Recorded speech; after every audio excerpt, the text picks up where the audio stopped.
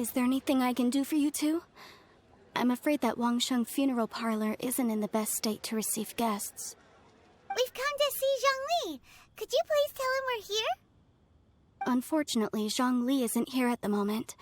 It seems he went to Northland Bank. Doesn't the Northland Bank belong to the Fatui? Oh. Last time we saw Zhongli was before we went to the Golden House. Do you think he doesn't know about the attack on Liyue? Visiting the Fatui at a time like this could only mean more trouble. We had better go and make sure that everything is okay.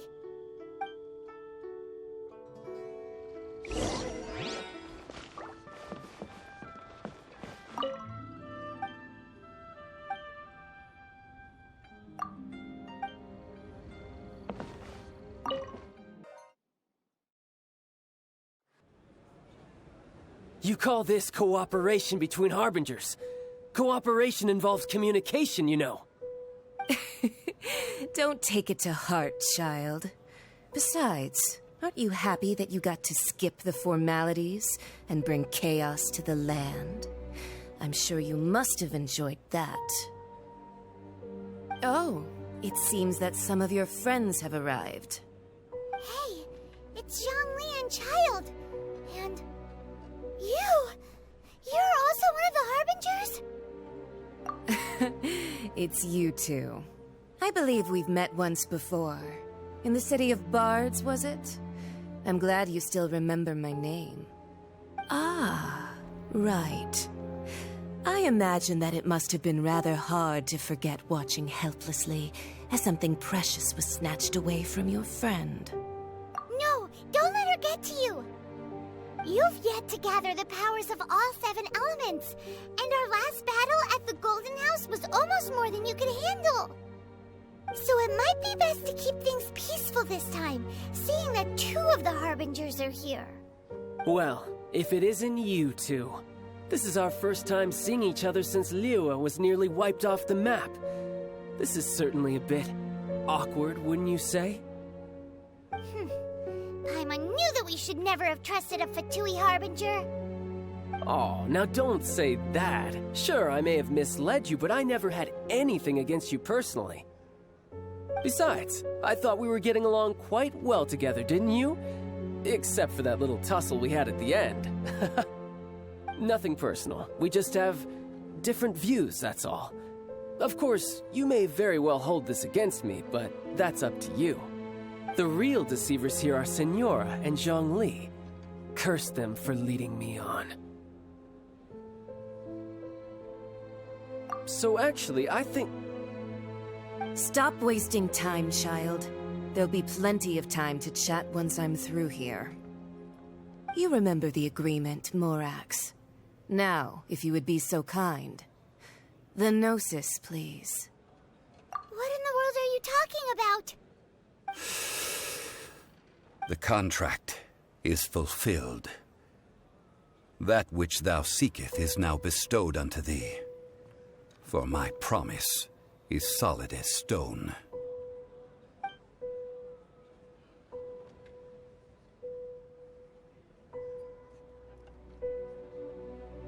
How sanctimonious.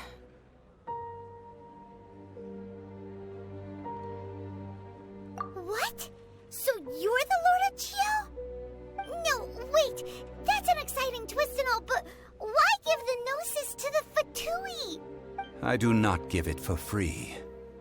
I give it as agreed upon in the contract, for it is a matter solely between the Tsaritsa and I. Yeah, you don't think you went a little bit too far with that whole fake death thing? Everyone was preparing the ceremony for you, and splat! This big dragon falls out of the sky, and all of Liyue goes into an uproar. Talk about a disaster. Gathering all the forces that had been bubbling behind the scenes, and then stirring them together in a pot that was bound to boil over. That's what he wanted to see, am I right? Wait, what? Perhaps it's best that I explain. As you know, I've dwelt upon this world for more than 6,000 years. I witnessed the founding of Liyue, together with the Adepti 3,700 years ago. Even boulders that can withstand whirlpools will erode with the passing of time.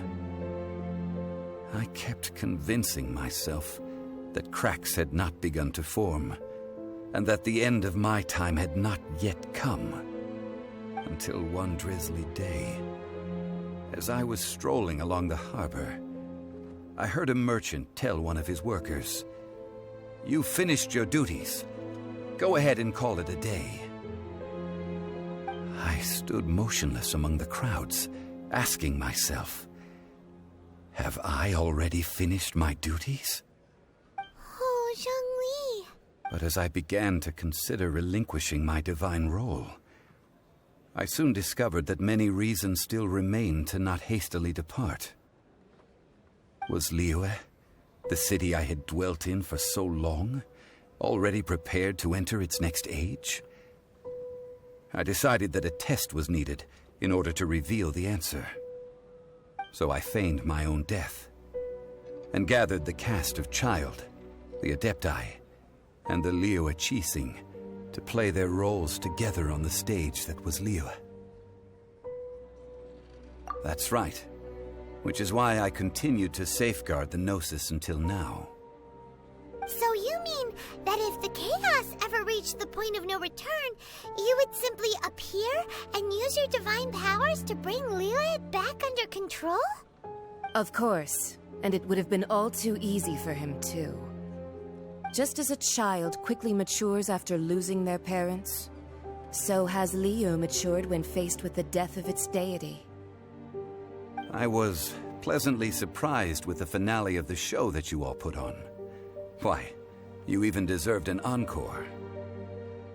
The Adepti deserve the greatest applause, considering their years of seclusion. They hardly recognized the city, yet faced with such a crisis, they exerted the greatest amount of restraint. Not only did they manage to cooperate with the Qixing, but in the end, they even tried to understand the heart of the people. And hats off to the emissary dispatched by the Cryo-Archon to fulfill our contract, Signora. She managed to keep everything she knew in strict confidence, far from the eavesdropping ears of her colleague Child, just as I had requested. All the while, I carried on as Zhongli, and fulfilled the traditions of Liyue in this mortal form. Thank you for walking that path with me, Traveler. These things were all a part of my script. The only unforeseen plot twist was the conduct of the Liyue Qixing. I had expected them to do no more than the Adepti, to come to the defense of Liyue. But when all was said and done, they seized the opportunity to supplant Liyue's divine protectors, and used the subsequent power vacuum left by my death to quickly gain complete control of Liyue. Huh? That doesn't sound good at all. On the contrary, I think it is excellent. I had always feared that it was too soon for them to take over from me. And it was also that which I longed for the most. As such, this is the best parting gift anyone could have given this god of old. Hey, what about me? Doesn't anyone feel the least bit of remorse for deceiving me? You've practically kept me in the dark. I think that thanks would be more appropriate. You certainly played no small part in all of this, wreaking havoc and turning the city upside down. The Lord of Geo ought to thank you for your performance, if anything. If you hadn't created the pressure of a battle between mortals, Adepti, and a god, the lump of coal resting in the hands of the Geo-Archon, Liyue would never have been able to become a dazzling diamond of a city.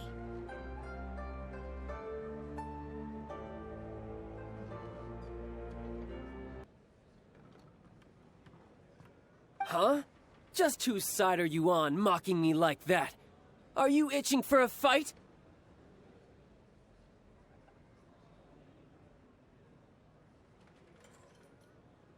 Hey, haven't you learned the Liyue saying, don't always call it as you see it? Well then, With a gnosis in my possession, I have no use for such idle chatter. We should return to Zappolyarny Palace and seek an audience with Her Majesty, the Tsaritsa. Come, child. Fine. I'll meet you there later. I'm not sharing a boat with the likes of you. Do as you wish.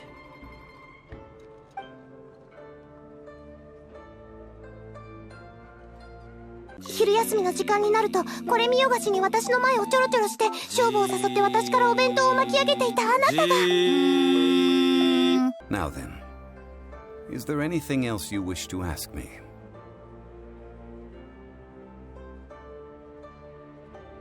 Right! As Zhongli always told us, a good trade is a fair trade. Paimon has no idea what could be a good trade for a gnosis. Realistically speaking, there is no such thing. Huh? However, I am the god of contracts. For thousands of years, I have made countless contracts. If the deal was of no benefit, then I certainly would not be inclined to agree to it. My agreement with the Cryo-Archon will be the last of my contracts as the Geo-Archon. My contract to end all contracts. As for the bargaining chip that the Tsaritsa used to balance the scales, uncover that answer for yourself in your future journeys.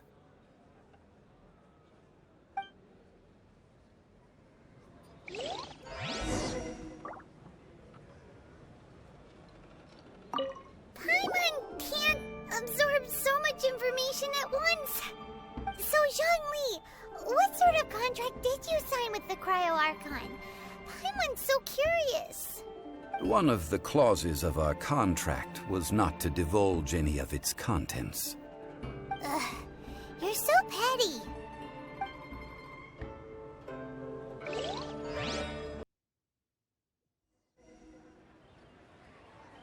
Today's the day of the rite of parting. Although the star of the show is fake, we spent so much time trying to organize it, it would be a real shame not to go there now. Oh, well, since we're going through with this rite of parting, I guess it means that those rumors hit the nail on the head. So Rex Lapis is really... But they didn't catch the culprit, did they? Oh, come on. Do you think that the assassin could have been a normal person? You know what I think? I don't think any of the gossip on the streets you hear from those shady types is worth anything. There's only one real possibility in my mind. I've heard that the assassin was that Fatui fellow. Youngish, pretty high in rank. I think they called him Child. Fatui? They certainly are very suspicious. Who knows what those greedy, crooked folks... Shh! Lower your voice. If the Fatui catch you in their sights, Rex Lapis won't be around to protect you this time.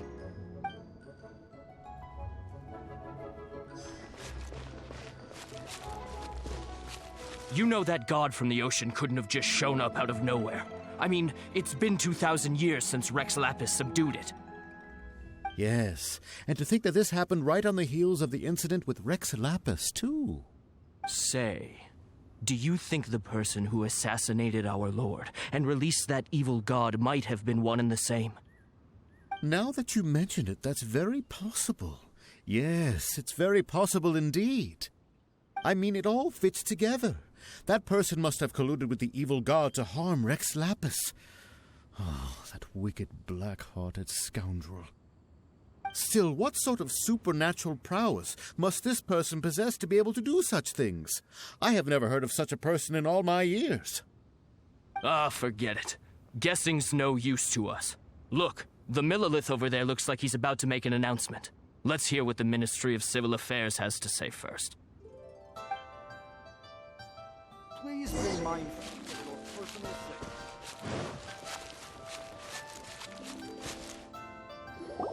Hear ye all! The Chi sings words. Though a dragon soars ageless as the mountains, it too must return to dust. This is common knowledge.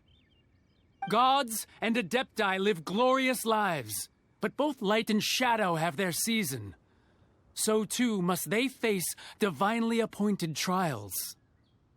Rumors and hearsay abound on the streets that Rex Lapis was murdered. Now, let the truth be revealed. Having been thwarted in his trial, Rex Lapis's soul has recouped the celestial heights.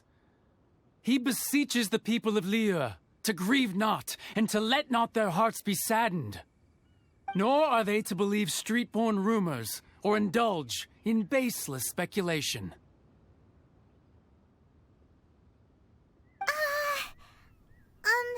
Paimon needs a translation on what the Qixing's announcement said. So that's how they're spinning it. Something feels off. Why would they suddenly give up looking for the murderer? Not to mention how this excuse sounds like something they just made up on the spot. Could the Qixing already have known that Rex Lapis wasn't dead? But Zhongli said that neither they nor the Adepti knew anything. Did Zhongli tell them in secret after his gnosis changed hands? Exactly, right? Ooh, seems like the rite of parting has been going on for a while now. Let's go have a look.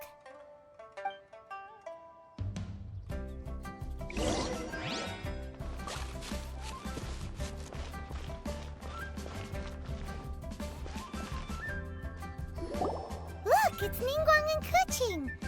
Are they saying something? Are their speeches over? As said previously, Rex Lapis's soul returning to the heavens is the end of the contract. And it is also the end of an era. 3,700 years of contracts burnt and reduced to ash. We, the people of Liyue, were indeed prosperous. But blinded by our prosperity, we forgot that time can be pitiless. The long, unending dream of our Archon walking among us. Now that we have awoken from our dream, we must learn to say farewell. Will you stand with us as we re-establish our contracts? As we build a new age of prosperity? So concludes the words of Her Eminence the Tianquan. Does Her Eminence the Yuheng have anything to add? Huh? Is she looking this way? Traveler. Yikes! She really is looking our way! Is that the traveler who they say defeated the ancient god? So young. The Liyue Qixing always repay their debts. And as you have heard, our eyes see far and our reach is long. Name your price. You deserve that much. Whoa!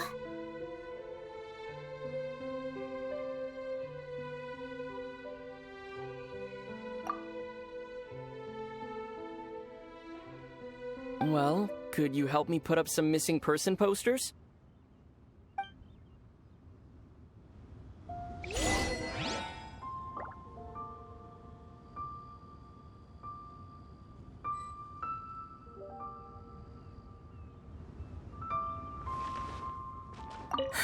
And to think I'd put my best perfume on before coming here, thinking you'd like it. But it seems as if those perfumes really were meant to be offered to Rex Lapis. Well, that's fine. Suffer no rivals in love, they say. And that's 3 gone in 1 stroke.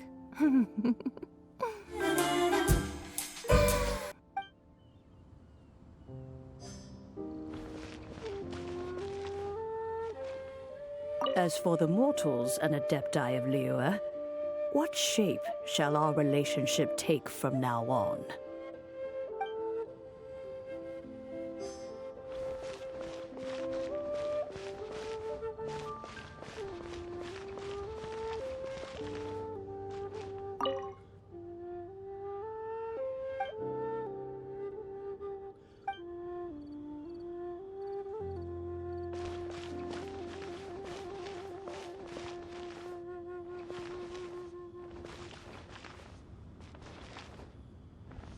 Roping you in was possibly the most masterful move we could have made. I believe that future generations will say so too when our deeds come up for their review.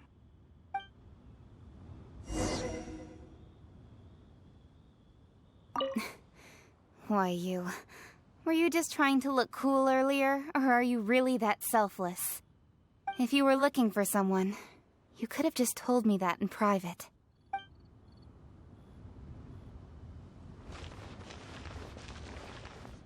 The cleanup of the premises, managing the crowds as they exit, making an account of the rite. There's much that remains to be done. I didn't miss anything, did I?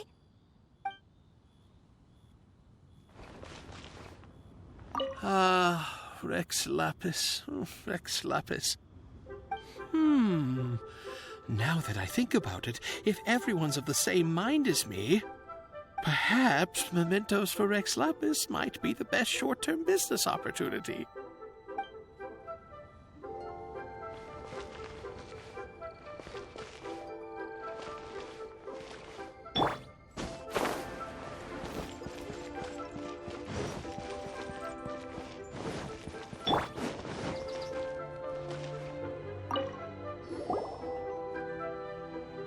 Hey, Zhongli! Look at this. Everyone in Liyue is caught up in their emotions, thinking that they'll never see Rex Lapis again. And here you are looking all relaxed. Why would I not feel more at ease after laying down the burden I have borne for 3,700 years? Right. If the two of you can spare the time, I should treat you to a meal at the Shinya kiosk. Ha! That sounds like big talk, Zhongli. Paimon might have believed you if you were treating us to some third-round knockout, but you'd have to pay out your nose just to stand inside Shinya kiosk. Are you sure you can afford it? You're right. I do like the Mora. As the Rex Lapis Morax, I can easily create Mora. But since I have chosen to walk this earth as the mortal Zhongli, I should abide by the same rules that mortals do. When I was journeying with you, though I still had the Gnosis in hand, I knew that I must soon retire from my role as an Archon, so I had to rehearse a little for my new life. Oh, no wonder. Paimon gets it now. You didn't look at the price tags when we were spending because you've never had to. But since you weren't used to not being able to just make more Mora as and when you wanted to, you had to try becoming a parasite to society who lives off of other people's credit. Well, we were only spending Fatui money. You don't have to say it like that. In the City of Commerce, we do not merely exchange money or goods. We also exchange knowledge, memories, and foresight, as well as positions, roles, and lives. The Archon Morax could never experience life as the true mortal Zhongli could, no matter how many times he descended to be with his people. I must thank you for that. I will treasure the memories that I made as Zhongli, traveling the streets of Liyue with you. That is true. But there is no journey that does not end. No meetings without partings. Paimon thinks that we should make a move and continue our search for the Seven. I fear that continuing your journey may be difficult. The nation that neighbors Liyue by sea, Inazuma, is presently closed. Yes, the nation has been closed by order of its deity, the Electro-Archon Ball. And just as the people of Liyue preferred to call me Rex Lapis, she too goes by another name among locals in Inazuma. Paimon thinks we've heard that one before. Raiden? That is the case. And since Raiden is also the shogun of the Inazuma Bakufu, people call her the Raiden Shogun.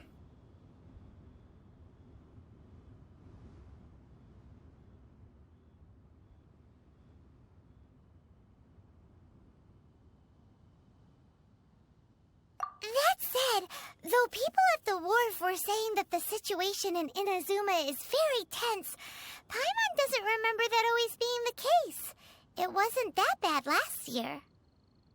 Zhongli, since you're Rex Lapis, shouldn't you know something about what's happening there? Just how did Inazuma become a closed nation? It's because of visions. Visions?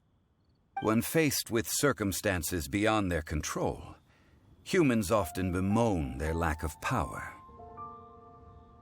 But if a person shows true strength of will at a desperate and fateful moment in their life, this is what visions are. Magical foci bestowed upon those who have been acknowledged by the gods. Uh-huh. That's how people in Teyvat see it. But starting from last year, the Raiden Shogun began promulgating the Vision Hunt Decree. Vision Hunt Decree? Yes. It was an order to seize all visions within Inazuma's borders, and to inlay them upon the hands of a statue of the 1,000-armed, 100-eyed god. They want to seize visions. But why? Aren't visions blessings from the gods? I should think that in the Raiden Shogun's eyes, it is precisely because they are divine blessings that they should be under the sole dominion of divinity. Whoa, that's harsh. The Anemo Archon is the god of freedom, and the Geo Archon is the god of contracts. For her part, the Raiden Shogun is the god of eternity. It seems as though she has finally decided to eliminate any unstable elements that could pose a threat to her eternal realm. The fact that even I, the oldest of the seven, have now passed away, will only strengthen her resolve to pursue eternity. Knowing her, she must have again quoted that adage she is most fond of when proclaiming that decree to her people. 7 ideals for 7 gods, and of these, eternity is nearest unto heaven. All right then. Was there anything else you wish to know?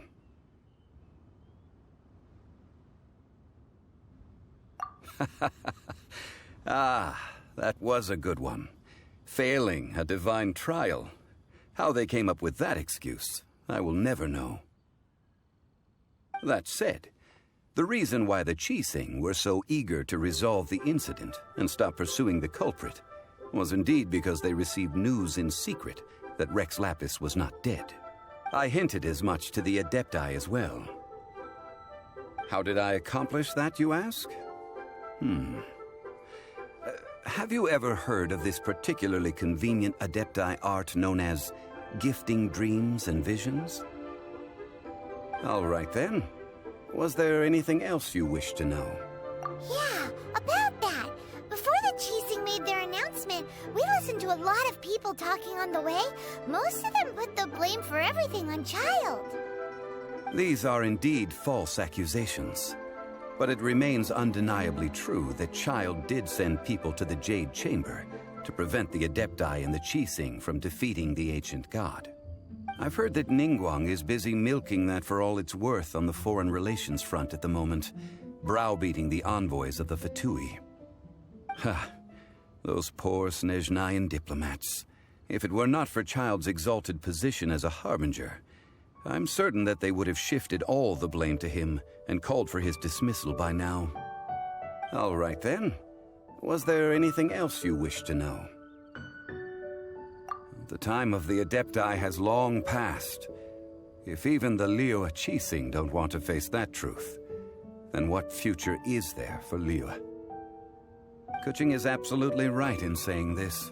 Now, though I did laud Ningguang's desire for power, believing this to be a good thing, and thought as a matter of course that she must have been behind the Qixing's plan to take governing power over Liyue from the hands of the gods and Adepti, could the original person who brought up the idea of seizing power have been... All right then. Was there anything else you wish to know? That's right. Zhongli, now that you don't have your gnosis, what's going to happen to all the Mora in Teyvat? Since Morax is dead, are they all just gonna disappear? Also, isn't the Golden House the only mint in the entire continent? Will it even continue to work? The Mora present now will not vanish. But the Golden House will indeed have to cease operations for a lengthy period of time, since creating Mora requires the use of the Geo-Archon's power. This is terrible! We're all about to run out of Mora! The world is coming to an end! Yes, this is indeed a major issue from a financial standpoint. Well, I suppose we'll just leave such troublesome matters to the Liyue Qixing to debate. Then, did you at least set some private funds aside for yourself? Oh, a private fund. This does seem like a good, logical, common-sense idea. It's a shame. What's a shame? It's a shame that I didn't think of it at the time. All right, then. Was there anything else you wish to know? Well, then. I suppose you'll have to find a way to get inside this closed nation. Have patience. I suspect that some serendipity must first come into play.